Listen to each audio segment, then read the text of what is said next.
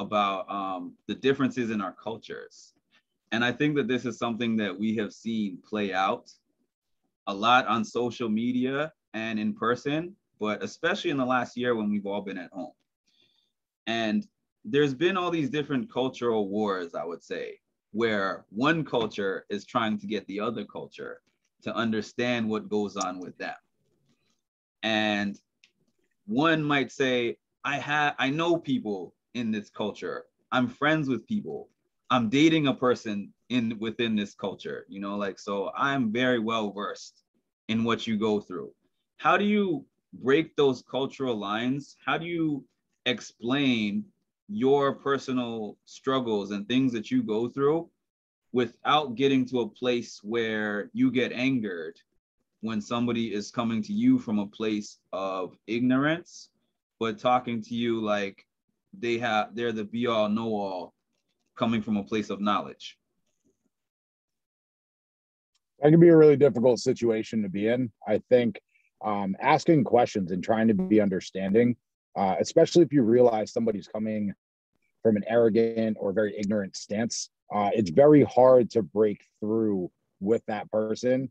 And sometimes those conversations do hit a critical mass where there's no longer a beneficial outcome in continuing to talk to them. And we need to know when to walk away from conversations. That's an entire skill set by itself. But I will say, in talking to somebody, it's understanding why they feel the way that they do, understanding where they're coming from, the experiences that they've had that have led them to feel the way that they feel, and asking clarifying questions. There isn't always the need to share your opinion on something. If you're dealing with somebody that culturally comes from a different place, that means you probably do not have a complete understanding of who they are, the way that they're used to doing things, what is normal to them. These are things where you probably could, glean a lot of insight and understanding for yourself. So I think learning to be tolerant by participating in a conversation as an active listener and somebody who could ask questions to show interest, to show curiosity about the fact that somebody is alive somewhere that is living a life that's similar in many ways to the way that you live, but the way that they go about living this life is very different to the way that you choose to live your life.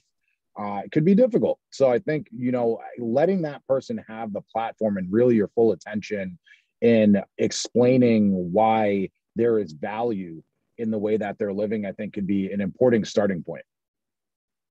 Yeah, I definitely agree with that. And it's something that you had told me before, where you said a lot of times, we were specifically talking about for us, a lot of times our people shut those conversations down, where it's like, if I hear something that sounds ignorant or stupid or it's wrong, I don't even want to talk to you. You're out.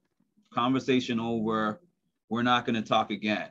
And you were like, that perpetuates the problem, because now the person just walks away from the situation with the same beliefs that they had in the first place. Plus, they don't like you because now they have an experience with somebody that they were trying to have a conversation with about this certain topic, and the person just cut them out, canceled them. Absolutely. It validates their point.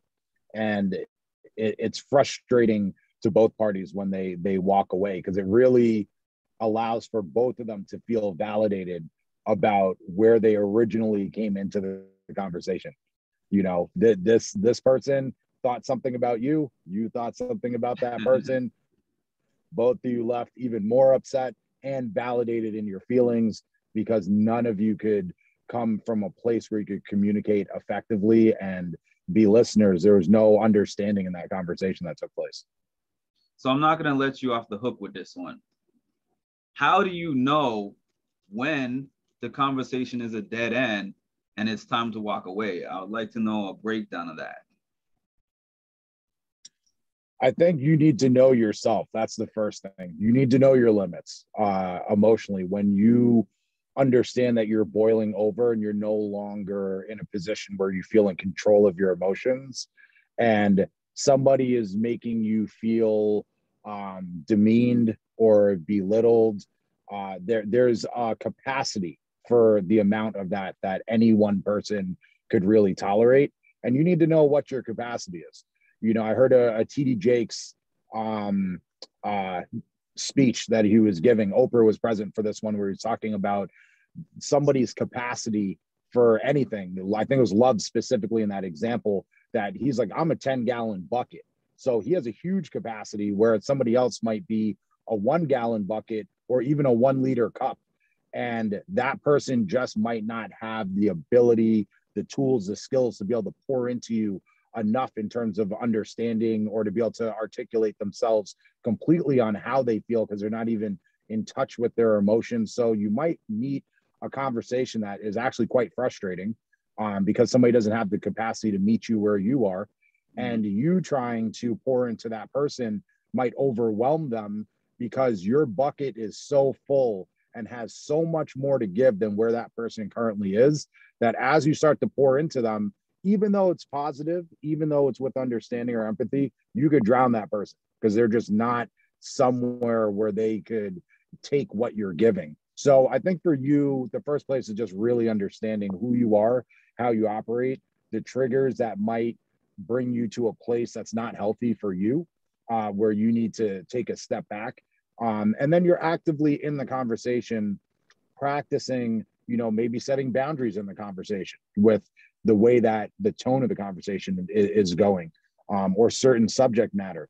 Within the conversation, you might understand that's just really frustrating or difficult, and you're not being heard or understood, and you're explaining something and you just keep hitting a wall with this person, where the same exact thing is being said and you're getting the same reaction. You try saying it a different way to bring more understanding and shed more light, and you're met with the same exact reaction and maybe even more intensity in a negative way from them. So if you're not really making headway in a conversation, coming to even a mutual understanding of, we do things differently, but I respect where you're coming from.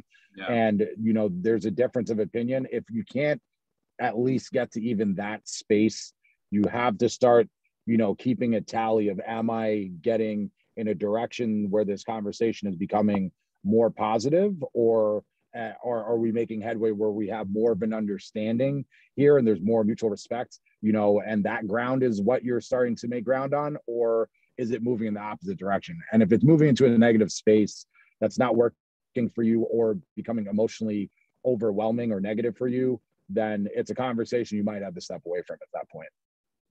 That was a great answer. And I've definitely had situations where I have stayed in that conversation too long, because I was not at any point going to change their opinion. They didn't come into that conversation to try to come to a mutual understanding, like what you just said. They came in there for the conflict. So me participating in that conversation, they won, because I was getting angry and they weren't. They were just, this is what they came to do. And learning how to walk away is definitely a boundary, and it's definitely important for you.